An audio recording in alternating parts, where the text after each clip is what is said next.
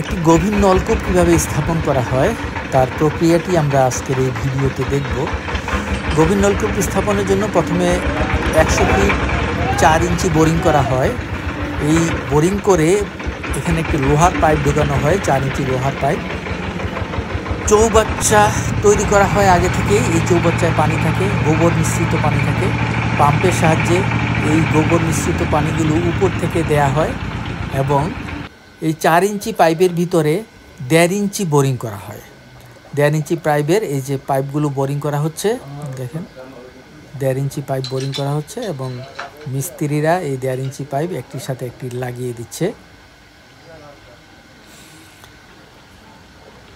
তো এরপরেই এই যে লাগানো হয়ে গেল, এখন বোরিং শুরু হয়ে গেল, মানে উপরে ঘুরছে, মোটরের সাহায্যে এটা ঘুরছে, ঘুরে ঘুরে অটোমেটিক্যালি বোরিং হয়ে যাচ্ছে। তো বোরিং করার পরে পাইপগুলো এখন বোরিং শেষ। 540 ফিট বা যেখানে যতটুকু প্রয়োজন সেই অনুযায়ী লেয়ার পেলেই সেই পর্যন্ত তারা বোরিং করে। বোরিং করার পরে পাইপগুলো এইভাবে উঠিয়ে নেয়। তো এখন পাইপগুলো উঠিয়ে নেওয়া হচ্ছে। মিস্ত্রি পাইপগুলো এখান থেকে লুজ করে দিচ্ছে যাতে সহজে খোলা যায়। এই যে উপর থেকে খুলে নিচ্ছে পাইপগুলো। উপরে যেটা দেখছেন মাথায়, এই মাথায় হলো মোটর। এখন 1.5 ইঞ্চি পাইপ ঢুকানো হচ্ছে। আঠা এবং বালির মিশ্রণের সাহায্যে পাইপগুলো একটার সাথে আরেকটি 8-8ভাবে লাগিয়ে দেয়া হচ্ছে, আঠা লাগানো হচ্ছে। এখন আঠা লাগানোর পরে ওরা এটার সাথে ঘোরাবে, ঘুরালে একটার সাথে একটাই যে ঘোরাচ্ছে, ঘুরালে একটার সাথে একটা লেগে যাচ্ছে। মাটির চাপে এটা কখনো আর ছুটবে না।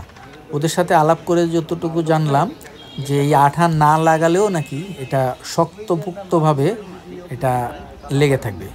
এই 1.5 ইঞ্চি পাইপ লাগানো হলো। এরপরে 1.5 ইঞ্চির উপরে 4 ইঞ্চি 100 ফিট 4 ইঞ্চি পাইপ। এখানে একই প্রক্রিয়ায় আঠা এবং বালির মিশ্রণের সাহায্যে এটাকে একটার সাথে একটা লাগানো হচ্ছে। ওই যে ছোট শিশুটি দেখছেন, ওর হাতে বালি এবং আঠা রয়েছে, সেটি থেকে তারা নিয়ে এখানে লাগাচ্ছে। একটি বিশেষ প্রক্রিয়া দেখেন, চমৎকার একটি প্রক্রিয়া। রশি এবং বাঁশের সাহায্যে এটিকে একটি যন্ত্র তৈরি করে এই যন্ত্র দিয়ে ঘুরিয়ে ঘুরিয়ে একটির সাথে একটি 8-8ভাবে লাগিয়ে দেয়া হচ্ছে। এই লাগানো শেষ হয়ে গেলেই এর মধ্যে 4 ইঞ্চি সাবমার্সিবল পাম্প স্থাপন করা হবে।